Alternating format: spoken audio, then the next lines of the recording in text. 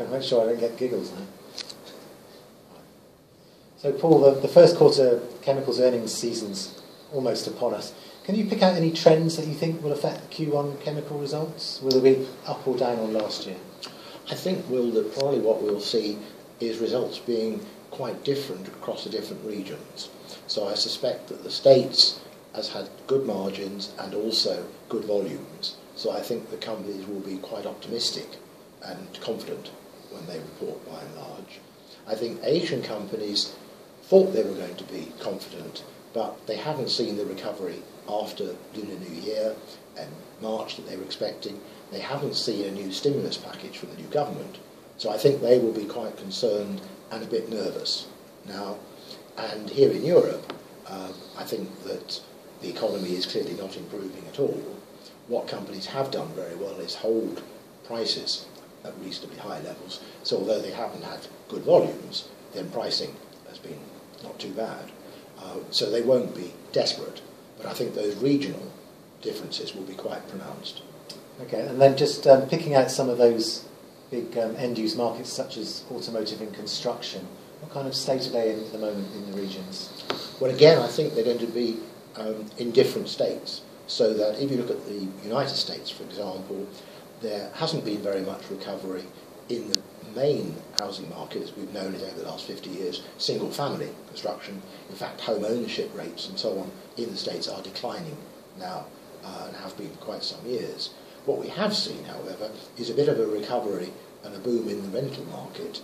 First of all, companies were going in and buying up foreclosed properties and renting them out, and now builders are actually building more multifamily apartments for rent. So that's welcome news. It's not, we're nowhere near where we were, but at least we're not on the bottom anymore. If we go to Asia, however, there's been a fantastic boom in house building, with a fantastic boom in speculative building, and the new government has clearly decided, if one reads what they've been saying in the last few months, that they've got to puncture this bubble. And so you've got house prices at the big cities 14 times earnings, which is double what they were in the States at the top of the subprime route. So there's really got to be a bursting of that bubble, and that will be painful, no doubt at all about that. Here in Europe, I'm afraid the construction market is not doing very well, and if you take PVC as a classic indicator of that, we've had the sad case of Chem 1, third largest PVC producer in Europe, going into administration, Curling, part of the Ineos group, closing one or two plants. You know, here we've got businesses with first-class management just finding conditions too difficult. And so that tells you, really, just how bad the situation is. And automotive in Europe's pretty difficult as well, isn't it? Automotive, indeed. I mean, the picture here of Germany, for example, which held European car sales up for the last 2 or 3 years, their sales were down 17% in March. That's a pretty big number. And sales across Europe have now been falling for 18 consecutive months. So that tells you. Equally, one can see in the States, we've seen more new cars being sold, but that was only because there's been some very attractive offers for people trading in old cars. And there weren't that many old cars sold, new cars sold 4 years ago, which are now old cars. So we had a slightly awkward market there. Again, if you look at China, the government is targeting car usage for pollution and other reasons. So we can't expect a lot going on. If we look at India, India suffered its first annual fall in car sales for 10 years. So, things are mixed again, but generally, at best, sort of somewhat flat, but not going up in the way we would hope. And then just looking at oil prices, they've come off quite a bit recently. What's your outlook for the rest of the year? I think that companies and business managers and financial people have to look at this very carefully indeed. Because if we look at the fundamentals of oil, we see that there has been no great growth in oil demand.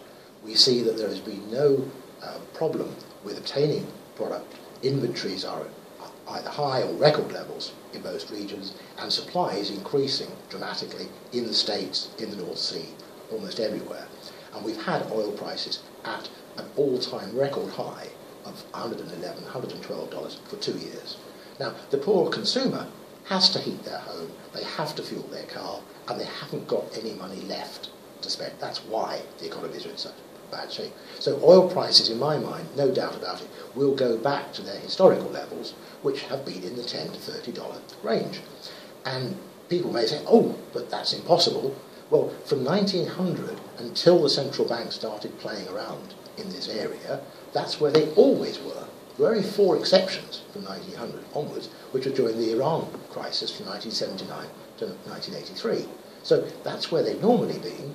Natural gas prices, in relation to them, the oil price is normally 10 times that. Again, natural gas is telling you we need to be about $30. And the problem has been that when the central banks started coming in and doing these liquidity programs, they panicked the pension funds. And the pension funds said, they're trying to devalue the dollar. What does that do to our investments? We must find a store of value. Oh, oil. Let's buy oil as a store of value. People always use oil, and it's priced in dollars. So it will go up. And they charged in. And they overwhelmed supply and demand fundamentals. So the IMF has said recently, 25% of some pension fund assets has been put into investments like this. But of course, what goes around comes around. In the last few weeks, Japan has got fed up with seeing the value of the yen go from 100 down to 77. That's killing their export business. And so they have announced their own major easing program.